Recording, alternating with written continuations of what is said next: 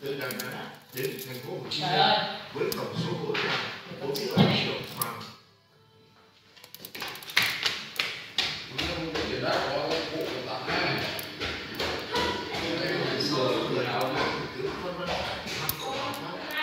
Hai bên đã hội đàm với người dân gồm đất mua là 5 bả, chi phí thuê sức bả đất mua thì gồm đất mua. Chính phủ Pháp thông báo quyết định viện trợ hoàn lại 50 triệu franc, đưa số viện trợ năm 1992 cho Việt Nam lên 180 triệu franc.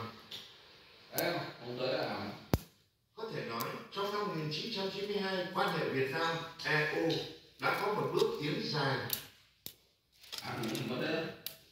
Trước chi phí tiền đất hiến tặng, chi phí số Việt Nam và Mỹ cũng có bước phát triển mới. Tức là cái tiền đất hiến tặng này có vào đây không? Tìm kiếm về một trong chiến tranh được thành lập. Tức là tổng chi phí hiến tặng việc thống kê đầy đủ nhất số người Mỹ mất tích trong chiến tranh này. Gồm có cái đất tháng 6 năm 1992, quỹ hỗ trợ trẻ mồ côi và trẻ lang thang được đất ở vườn làm nhà này nhá. Rồi đất ở vườn này hoang nhá. Từ năm 1990 rồi á, tính ra nước ta cộng ba đó là đẩy mạnh và kết hợp chặt làm cái 8 triệu, chưa? học tập ngoại giao, ngoại giao nhà nước, phí phòng gồm là đất tăng, một là chi phí tiền lương, với mục tiêu mua, hai này, cái xây dựng lăng mộ rồi, ở đây, Việt Nam 87, với việc chủ động chỉ ra luôn để cải thiện từng bước quan hệ Việt Nam bằng cả ngoại giao và nhà nước. Tháng 12 1992, Mỹ tuyên bố giảm bớt cấm vận đối với Việt Nam, đã mở ra cơ hội hỗ trợ chính thức ODA cho Việt Nam.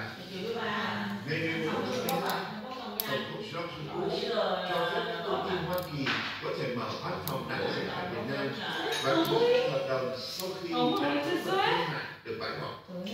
Đây là những bước tiến dài trong lộ trình bình thường hóa quan hệ Việt Mỹ. Tập trung vào các vấn đề nhân đạo và giải quyết hậu quả chiến tranh đã góp phần yếu tố nền tảng cho quan hệ đối tác Hoa Kỳ Việt Nam. Nhưng tôi cũng muốn nói rằng quan hệ kinh tế thương mại của chúng ta thực sự là trụ cột quan trọng của tình hữu nghị mà chúng ta đã xây dựng đến nay.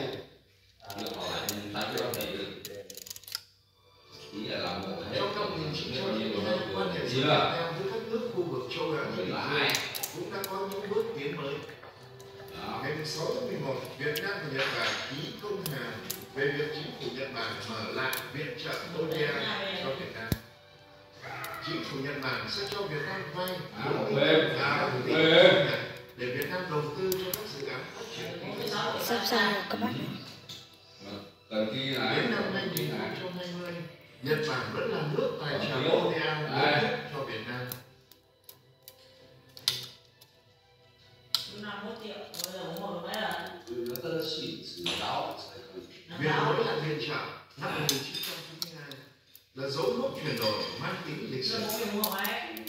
Điều đó là Việt Nam bắt đầu những bước đi hướng tới xây dựng mối quan hệ hữu nghị tin cậy trong bối cảnh quốc tế mới.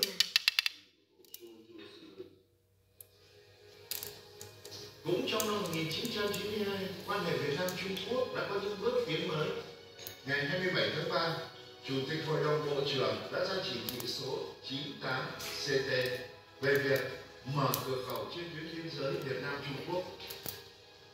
Chỉ thị nêu rõ, chính phủ Việt Nam và chính phủ Trung Quốc đã thỏa thuận mở 21 cửa khẩu trên bộ thuộc tuyến biên giới Việt Nam-Trung Quốc. Sắp xong rồi.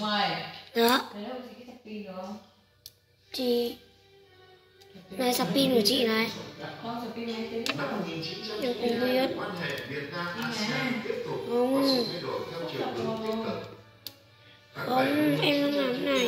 Đoàn đại biểu Việt Nam do Bộ trưởng Nguyễn Mạnh Cầm dẫn đầu đã tham gia hội nghị Bộ trưởng Ngoại giao ASEAN tại Manila, Philippines với tư cách là quan sát viên. Việt Nam đã ký hiệp ước thân thiện và hợp tác Đông Nam Á. Chị đến lấy đi. Trong tiến trình mở rộng quan hệ hợp tác giữa Việt Nam với ASEAN, làm dở hơn hết pin còn hơn làm dở còn hơn là hết pin. Ngày 21 10, chính phủ Singapore đã định dành 10 triệu Dạ. để lập quỹ giúp Đông Dương, trong đó có một phần đáng kể được dành cho việc giúp Việt Nam đào tạo cán bộ trong một số lĩnh vực như Xong kết cấu hạ rồi. tầng, tài chính, ngân hàng và quản lý kinh tế.